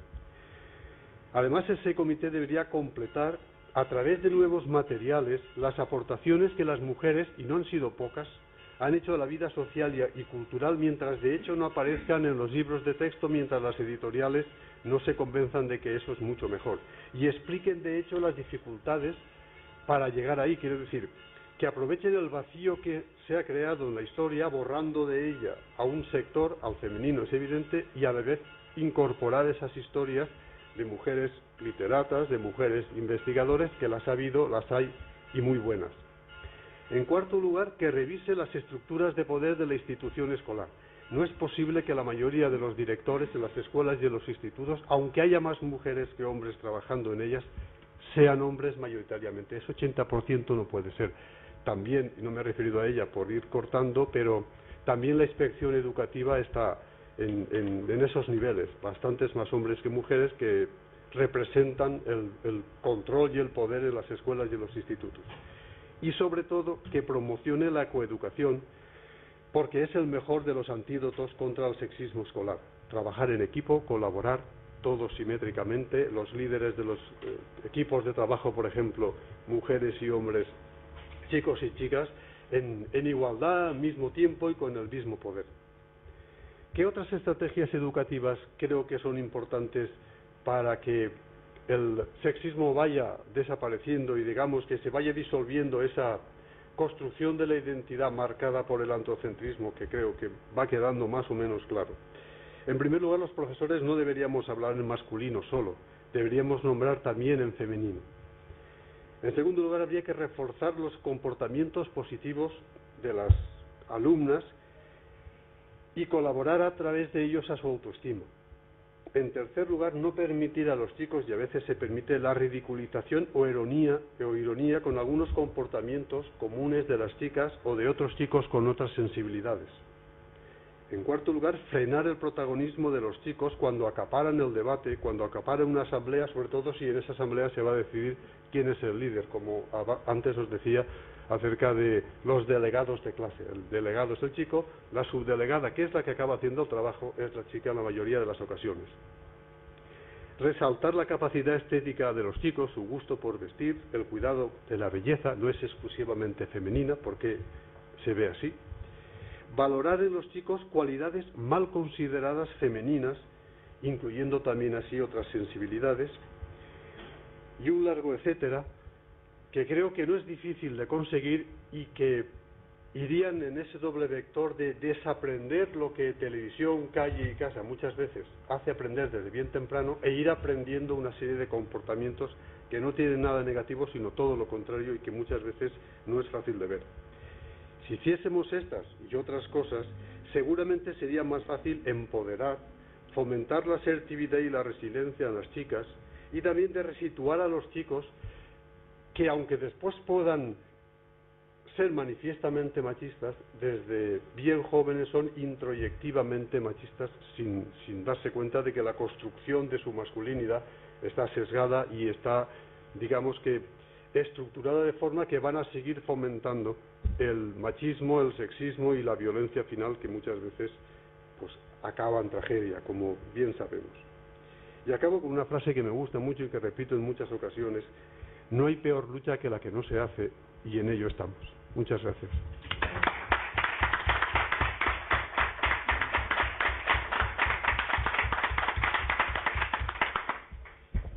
Bueno, muchísimas gracias, Juan Carlos.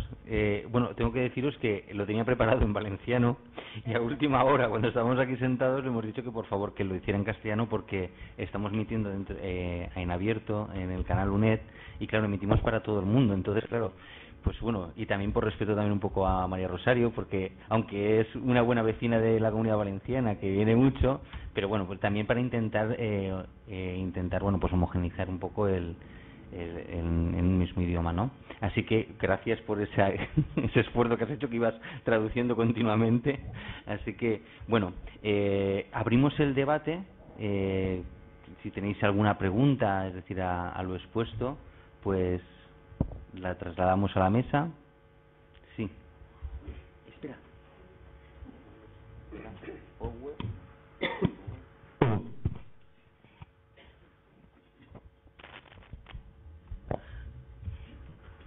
Gracias. Que gracias a los ponentes por la conferencia, que ha estado muy interesante, cada uno que ha tratado. No sé. Mi pregunta viene...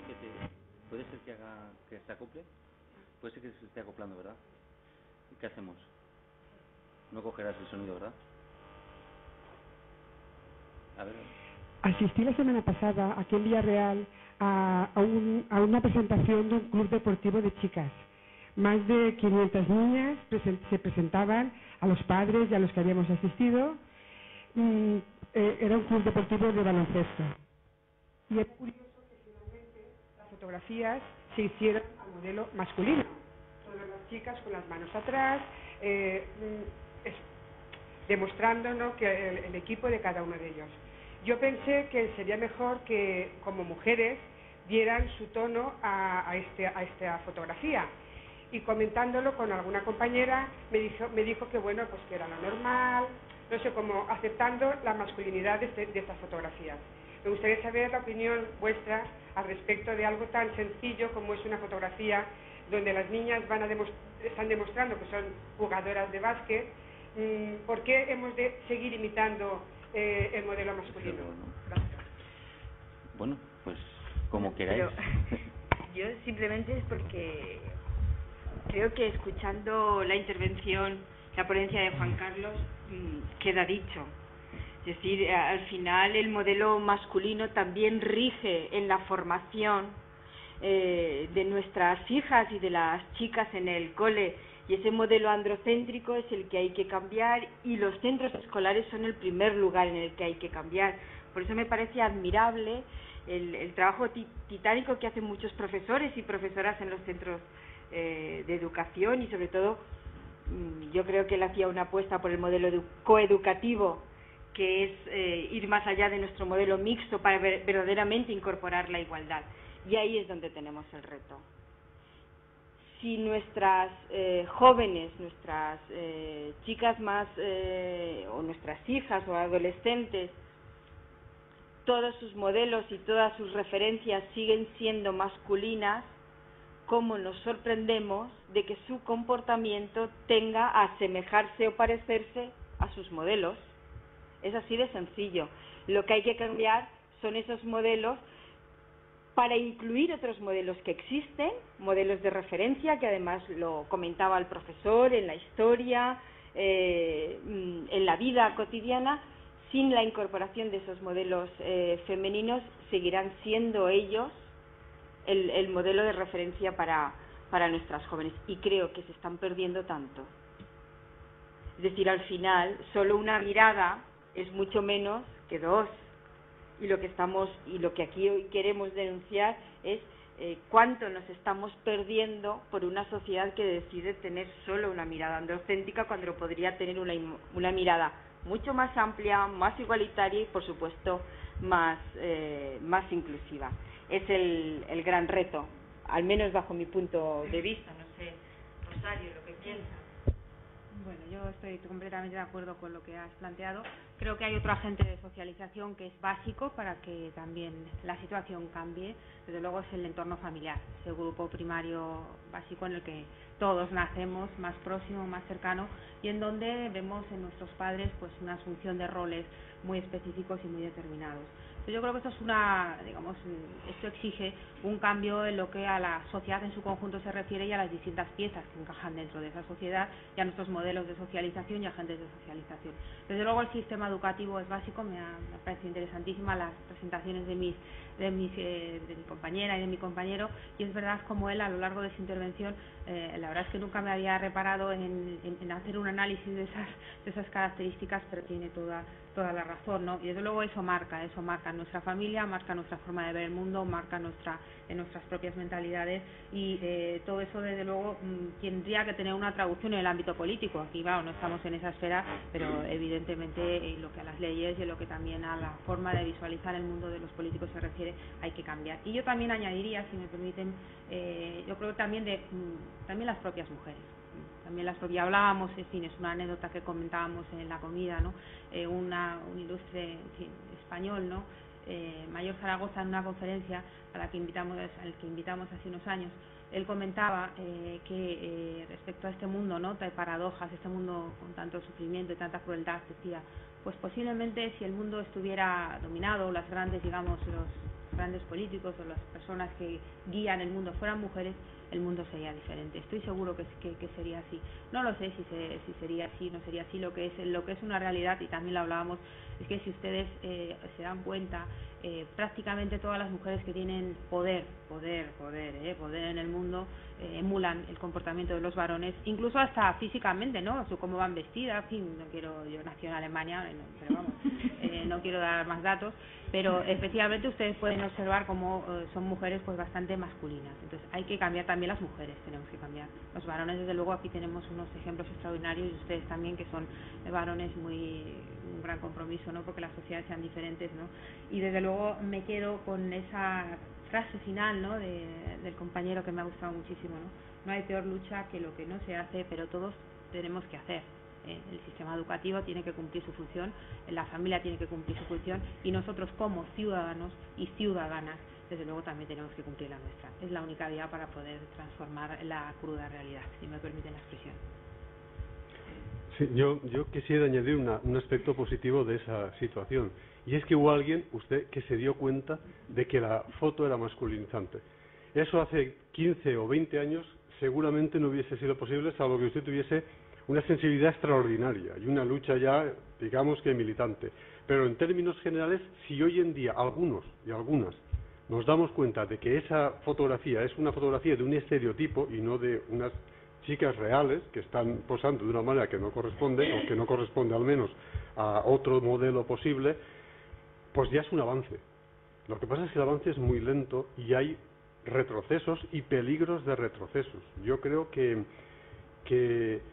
en los últimos 5, 6, 7 años hemos retrocedido, no hemos avanzado. Por los datos que yo voy leyendo y por lo que yo mismo voy observando, hubo un momento en que se cambió, se empezó el cambio con cierta fuerza y se ha lentificado mucho. Y quizá estamos, o bien por un exceso de confianza, hemos bajado la guardia, o porque otros problemas nos están acuciendo, pero creo que hemos dado un paso atrás y un nuevo machismo que una nueva regeneración del machismo está volviendo a tomar dominios que ya estaban medio conquistados por el feminismo, por la igualdad y por el sentido común.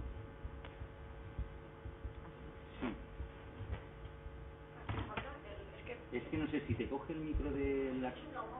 Sí. Yo creo que las reflexiones que se han hecho desde la mesa están muy bien, pero se quedan un poco cortas a mi modo de ver. Es decir, el problema... Que les queda poquito tiempo.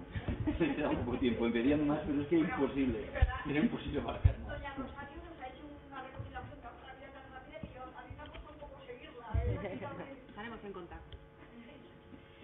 Bueno, que lo que quería decir es que, aparte de todo, yo creo que lo fundamental es que la sociedad patriarcal. La sociedad patriarcal es la que mata. El patriarcado mata. Y mata a todos los niveles. No solamente a través de la violencia sexista, de la violencia de género, sino que nos mata mediante la feminización de la pobreza. Como usted bien ha dicho. Cada vez las mujeres somos más pobres, hay un volumen más grande de mujeres que empobrecen. Nos mata a nivel de incorporación de discriminación salarial, nos mata a nivel de no tener las mismas opciones en trabajo, en la proyección social, y todo eso se tiene que implicar las instituciones, se tiene que implicar no solamente con leyes, que las leyes se quedan cortas. Pues sí, la ley de violencia de género estaba muy bien en su momento, pero se ha quedado corta, y hay muchas más cosas. Tiene que implicar las instituciones educativas, pero también la justicia. La justicia es una justicia totalmente patriarcal. Hemos estado viendo las sentencias últimamente y es que se te ponen los pelos de punta. Pero es que es algo horroroso. ¿Cómo es posible que los jueces pues que tengan tan poca sensibilidad ante ciertos casos que hay impresionantes? A un maltratador no se le puede dar no se le puede dejar los hijos en custodia ni un fin de semana. Un maltratador es un maltratador y no puede tener acceso a los menores. Tiene que quitar la patria potestad, se tiene que proteger a esos niños de alguna manera. Entonces, vamos a ver, de lo que se trata es de luchar contra el patriarcado, en todos los ámbitos que se pueda, y implicar a toda la sociedad, pero también a los medios de comunicación que nos están bombardeando continuamente con una imagen de la mujer cosificada, que ya está bien, cuando son unos estereotipos tan que nos refuerzan por todos los lados de una manera tan insistente que es que lo que no sé es cómo no vamos a vivir por la calle. Entonces, se trata de desmontar el patriarcado en su totalidad y intentar crear una sociedad en la que todos tengamos cabida, en la que todos seamos iguales y que los libros de texto no invisibilicen totalmente a las mujeres, que habéis muy importantes y además con unas aportaciones muy grandes a lo largo de toda la historia, y crear una nueva sociedad en que todos somos diferentes, pero todos seamos iguales. Muy bien, a ver, tenemos 3 preguntas. Mira, os voy a decir, es que tenemos un pequeño problema, por eso sí, vamos a dar pero voy a dar todos los turnos, porque es que doña María Rosario se tiene que coger el tren a las 9 en Valencia, entonces por eso habíamos adelantado la hora. Entonces, si os parece, ¿vale?, pidiéndonos permiso, vamos a coger todos los turnos de preguntas y conteste la mesa a todas las preguntas, ¿vale? Pero las hacemos todas juntas, ¿de acuerdo? Entonces, Enrique, Ana y Juan Luis, bueno, tocayo.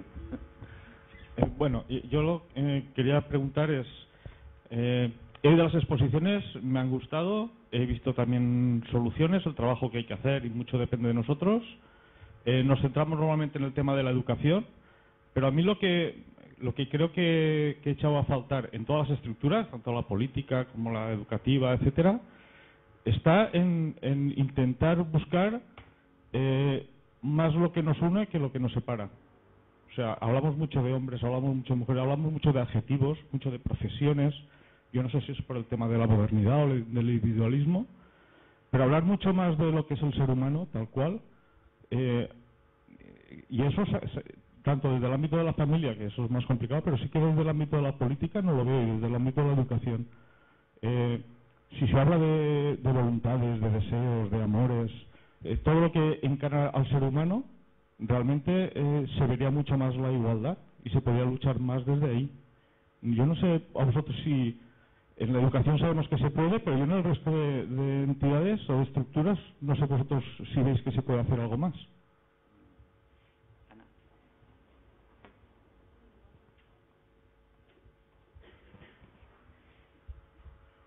Yo no creo que la ley integral esté obsoleta porque haga 10 años que se haya aprobado. Y en relación a eso, sí, yo creo que es que no se ha desarrollado poquísimo. Y en relación a eso quería preguntarles a Rosa y a Juan Carlos, porque una por su implicación política y otro por su pertenencia a la institución educativa, ¿por qué esos comités de los que Juan Carlos habla, que le llama comités, que vienen en la ley integral como una obligación de las instituciones públicas, que dice la ley, ya decía hace 10 años, que debían de crearse en todos los centros educativos, como ahora todavía no se han creado y no? Y por otra parte quería apuntar en relación a la intervención que ha hecho María Rosario, que yo también muchas veces apunto a lo que ella ha dicho, es decir, cuando pensamos educación siempre pensamos en las instituciones educativas, cuando los principales protagonistas de la educación somos los padres y madres en nuestras casas. Y sobre eso pensamos poco. Yo creo que porque, claro, nosotros somos los que transmitimos una educación patriarcal y somos los perpetuadores del patriarcado. Para poder educar de otra manera tenemos que empezar a nosotros mismos, que decimos, cómo pensamos, o sea, hay que hacer un esfuerzo por un cambio personal. Y bueno, yo creo que de ahí viene un tanto que deleguemos siempre en la institución educativa. Por otra parte, siempre decimos, la manera de solucionar el sexismo es la educación. Bueno, yo siempre me encuentro a todo tipo de profesionales defendiendo la igualdad y en contra del sexismo y nunca me encuentro a educadores sociales y nunca me encuentro a pedagogos. Es algo que no entiendo. ¿Me lo podéis explicar también desde los profesionales? Gracias. No, Juan Luis. A ver, alguna referencia a cada una de las tres ponencias, ¿no? Muy brevemente, sobre la primera me ha llamado la atención la alusión a la ocultación, ¿no? Lo que pasa es que yo creo que hay otra ocultación que es mucho más grave o que es complementaria, no quiero calificarla de más grave o menos, sino que es complementaria a esa, que es la que estaba en el trasfondo de la exposición, que era el tema de la pobreza como causa de exclusión y que oculta la riqueza como causa de la pobreza. Quiero decir, hablamos de pobreza y riqueza como si fueran dos mundos diferentes que no tienen nada que ver, cuando lo que creo es que habría que empezar a decir que si hay pobreza o si hay pobres es porque hay ricos, y si hay ricos es porque hay pobres, que pobreza y riqueza, que ricos y pobres son dos caras de la misma moneda, que el hecho de que un señor sea multimillonario no tiene otro motivo que ha acumulado riqueza que moralmente no le corresponde, que se la ha apropiado de otras personas. Y eso creo que hace muchos años uno de los padres de la Iglesia, que no recuerdo su nombre, decía que el rico o es ladrón o es hijo de ladrón.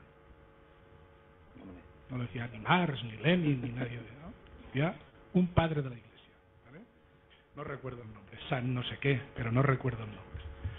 Respecto a la segunda conferencia, me ha parecido interesante el tema de la ciudadanía. Y creo que ahí tenemos últimamente un problema principal, un problema muy importante para sentirnos ciudadanos y ciudadanas, y es que desde hace unos años todos hemos pasado a ser recursos humanos. Las personas, como protagonistas de nuestra vida o de la vida en sociedad, tenemos una dificultad cuando se nos considera recursos humanos, pero recursos. Yo creo que hay que empezar a desterrar de las instituciones educativas, pero de las políticas también, la expresión recursos humanos. Mientras no consigamos ir más allá de que alguien nos considere recursos para algo, tenemos la batalla perdida. Y si puedo me detendré un poquito más en la tercera conferencia, porque un minuto para formular. Soy del sector de la educación, ¿vale? Coincido. Porque es que no tengo intents més que res, si no te diría, pero un minuto para... Vale, coincido básicamente, pero creo que hay que matizar algunas cosas. El poder en la escuela yo creo que no está en la dirección, y soy director de un colegio. Creo que está en el aula, las maestras y los maestros, en el aula. Y la mayoría son maestras. La mayoría son maestras, pero el poder está en el aula, no en el despacho. El lenguaje es importante. Yo no redacto ningún documento que no lleve el maestros y maestras y el padres y madres y el niños y niñas, pero algunas compañeras me han cuestionado que por qué tanto masculino y femenino. ¿Vale? El uso del patio, pues también hemos intentado hacer una reflexión colectiva sobre eso, pero muchas maestras consideran que no es necesario, que los niños tienen que seguir jugando a la pelota. Entonces, ¿qué hacemos desde esa institución que supuestamente tenemos el poder cuando no se ve que ahí hay un problema, ¿no? Entonces, hay cosas que matizar. Sí. Bueno, si te parece, Juan Carlos, Rosa, y acabamos con María Rosario, ¿vale? Tenéis, pues, 1 minuto y medio o 2 minutos como mucho cada uno. Vale, muy rápido y 4 cosas. Dejaré algunas de las propuestas muy interesantes que habéis hecho, pero el tiempo es imposible que dé para más. Yo creo que el director sigue teniendo el poder, la potestas. La maestra en el aula o el maestro en el aula tiene la autoridad, y autoridad es hacer crecer y dejar crecer. La figura que, voy a emplear una palabra así, asusta al alumno no es la maestra, es el director cuando entra. O en términos generales eso es lo que yo voy observando de lo que se va contando. De todas formas sí que es verdad que todos, hombres y mujeres, en el aula, maestros y maestras en el aula, deberíamos estar por la labor de buscar la igualdad, de luchar contra el sexismo y de promover actitudes diferentes a las que tenemos, y quizá las mujeres porque de hecho lo sufren con más interés. No sé si aquí ya pasa un margen que no debería pasar, pero los hombres sí, las mujeres también, o más. Por seguir un poco en esa línea, pero creo que el director sigue teniendo poder y la autoridad recae en las maestras y en los maestros.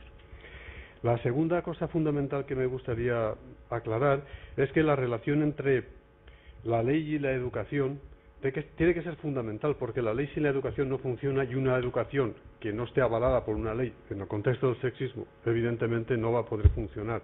De hecho, la función de la ley, así en términos muy generales, es que promocione el cambio institucional, pero ese cambio institucional cuajará, será de hecho cambio y será duradero si hay una educación a la base, y desde la base, primaria, secundaria, universidad, que sostenga. Pero ¿cómo vamos a sostener si los materiales no están revisados para que coeduquen? Si las actitudes de maestros y de maestras, profesores en general, profesorado en general, no están en esa línea, y si incluso nos quitan algunas materias como educación para la ciudadanía, donde eso no solo es indirecto o implícito, sino que directamente se explicita y se trabaja en el aula, es muy difícil. Otra de las cosas, y acabo porque creo que el tiempo me apremia, es que es verdad que en la socialización de los niños y de las niñas la familia y la escuela son fundamentales. Pero respecto a la familia soy absolutamente pesimista. No me creo. Creo que el papel es muy importante, pero creo que no va a hacer nada o casi nada.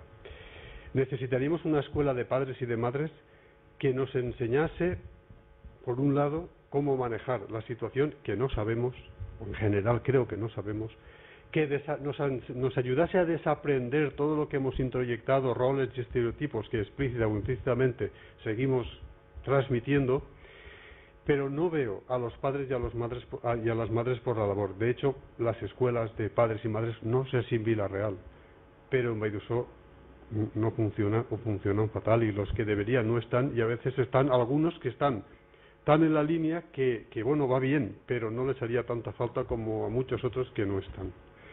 Yo no puedo confiar en la familia. Quizás sí en la institución escolar, sobre todo si fomentamos más, si nos concienciamos más, si los comités funcionan y las maestras en las aulas son más empoderadas, etcétera, etcétera. Pero eso sería un tema interesantísimo y de largo recorrido. Lo siento si no he contestado a todos porque tenía aquí más cosas, pero creo que el tiempo ya no me da para más. Bueno, brevemente, yo comparto que efectivamente tenemos que recuperar otra vez en el debate el concepto de ser humano y de personas y de ciudadanía, ¿no? Y en eso estamos, porque solo desde esa falta del reconocimiento de ciudadanía se puede explicar la situación de discriminación que padecen las mujeres. Yo también creo que no tenemos un problema de leyes, creo que hay leyes suficientes, creo que tenemos un problema de aplicación. Y creo que hay un problema que tiene que ver con el nivel de tolerancia del incumplimiento de las leyes. En el ámbito de la igualdad hay, desde la Ley Integral contra la Violencia de Género, la Ley de Igualdad, los convenios colectivos, toda esa estructura legislativa yo creo que está bien. Probablemente se pueden hacer algunas modificaciones a la mejora, pero el problema no es en la falta de ley, es en la falta de aplicación, en el no cumplimiento y, si me permitís, en el nivel de tolerancia y de aceptación que damos al incumplimiento permanente y constante de las leyes que aprobamos. Yo estoy de acuerdo en que volvamos a recuperar la palabra de ciudadanía, de derechos de ciudadanía, y también me parece que cuando hablamos de recursos humanos estamos hablando de las personas como un elemento de mercantilización y somos algo más que un elemento de producción. Pero creo que es importante lo que decías. Y en el ámbito de cuanto antes decíais, algunas mujeres u hombres también tienen comportamientos machistas, es normal. Todas y todos somos hijos e hijas del patriarcado y por lo tanto todas hemos sido educados en ese modelo. La suerte es que ya hay muchas mujeres y también muchos hombres que están en ese proceso de desaprendizaje, y eso es lo que tenemos que hacer, desaprender para poder diseñar un modelo distinto, más igualitario, más inclusivo y con un respeto pleno de los derechos de ciudadanía. Bueno, pues también en un minuto, y perdonen ustedes la rapidez, creo también que la compañera es rápida porque los temas son temas que nos hierva el corazón, ¿no? Pero nos gusta hablar en los términos y como lo hacemos, con cierta contundencia, ¿no? Bueno, pues perdonen quizá por la rapidez de la intervención, por falta de tiempo y también por vivirlo con compromiso. 3 cosas. Respecto al comentario del compañero, buscar lo que nos une, seres humanos. Yo creo que solamente podremos, es una perspectiva, no lo he reflexionado a fondo, solo podremos buscar lo que nos une y en la perspectiva de seres humanos cuando se hayan aniquilado las diferencias entre hombres y mujeres, cuando haya igualdad. Solo podremos aspirar a esa perspectiva de seres humanos, sin tener en cuenta hombres, mujeres, cuando eso sea igual, cuando seamos iguales. 2. Desde luego estoy de acuerdo con la compañera cuando hablaba acerca de las familias, ¿verdad? Y aquí ha surgido el tema de las familias. Es un tema de todos, de la sociedad, de los ciudadanos, de las ciudadanas, de todos en su conjunto. Pero yo creo, a mí me gustaría también hacer un canto a la esperanza. Yo siempre, recuerdo esta mujer norteamericana, negra, ¿verdad?, que en los años 50, ¿no? En fin, se subió la mujer a un autobús y en aquellos momentos las mujeres y los hombres, en fin, había una gran segregación y encima además la mujer era negra y llegó un hombre blanco y le dijo, oiga, levántese que usted no puede estar sentada. Y la mujer no se levantó y era pequeñica y menuda, se la llevaron a la comisaría aquella mujer y 50 años después, ¿qué sucedió? Pues un presidente norteamericano de color negro, ¿verdad? Con lo cual hay motivos y yo creo que posibilidades y yo creo reales de que las cosas sean diferentes. En cuanto al tema de la ocultación, invisibilización, me parece muy interesante todas las aportaciones. Usted ha dicho, si hay pobres es porque hay ricos. Yo creo que usted lo que quería decir es, si hay ricos es porque hay pobres. Más bien sería más bien sería esa la perspectiva. Eso nos situaría en digamos, en un campo ya, un terreno un poco complicado, ¿no? Relacionado con lo que pueda ser una perspectiva darwinista, ¿no? Es decir, quiénes son los triunfadores, quiénes son los ricos, quiénes son los pobres, o sea, es la misma realidad, son mundos diferentes. Y por otro lado, claro, aquí la clave sería, ¿no? ¿Y eso es irremediable? ¿Hay ricos porque hay pobres porque hay ricos? ¿O verdaderamente hay mecanismos, desde luego, que se pueden utilizar para que eso no sea así? Para que no haya 850 millones de hambrientos en estos momentos en el mundo, para que no haya 13 millones de personas en España que viven bajo situación de pobreza y exclusión. Yo creo que la clave hay que ponerla ahí. Y estaría relacionado, y es un tema mucho más profundo, ¿no?, con la propia naturaleza humana. ¿El hombre es bueno por naturaleza? ¿La mujer es buena por naturaleza? Es decir, son temas muy... Vivimos quizá en una etapa de grandes cambios y en donde la codicia humana, porque no sé si ustedes recuerden, y prometo que con esto acabo, que tras la crisis del año 29, a nosotros nos ha quedado, ¿no?, que muchos norteamericanos multimillonarios se tiraban por los rascacielos, ¿no?, en Nueva York, ¿no?, ahí habían perdido todo y estaban vendiendo manzanas, ¿no?, en pequeños puestos ahí para la gente que pasaba, ¿no? Y ahora los ricos cada vez son más ricos.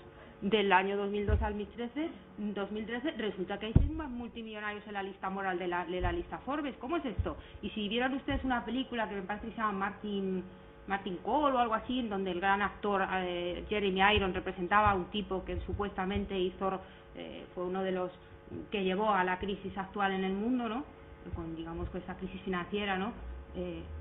¿Cómo se iba ese señor? ¿Se tiró por un rascacielos en esta película? Yo me pongo en ese caso, no, ese hombre llegó con su jet privado, se fue y ahí dejó al mundo, ¿no? Y así estamos. Entonces, yo creo que hay que reflexionar y hay que llevar al mundo a una perspectiva diferente, pero me quedo desde luego con lo que han dicho los compañeros, me ha gustado muchísimo. Luego lo tengo aquí. Movimiento insistencialista, como se dice aquí, el que la sigue la consigue. Y por otro lado, no hay peor lucha que lo que no se puede hacer, y desde luego que lo que no se hace hay que hacerlo. Y aquí estamos, ¿no?, en este curso y con esos compañeros y con todos ustedes. Vale.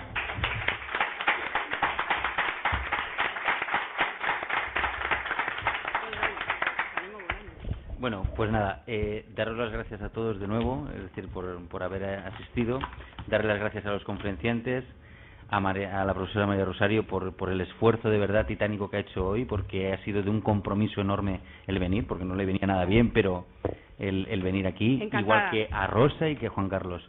Y nada, solo acabar con una cita de Eduardo Galeano, ¿vale?, que me parece que viene muy bien, ya sabéis que me gusta, y me gusta acabar con citas. Y es una canción, ¿no? Es un pequeño poema, y dice: hay criminales que proclaman tan campantes, la maté porque era mía. Así no más. Como si fuera cosa de sentido común y justo, de toda justicia y derecho y de propiedad privada, que hace al hombre dueño de la mujer. Pero ninguno, ni el más macho de los supermachos, tiene la valentía de confesar: la maté por miedo. Porque al fin y al cabo, el miedo de la mujer a la violencia del hombre es el espejo del propio miedo del hombre a la mujer que no tiene miedo. Muchas gracias y hasta la próxima conferencia.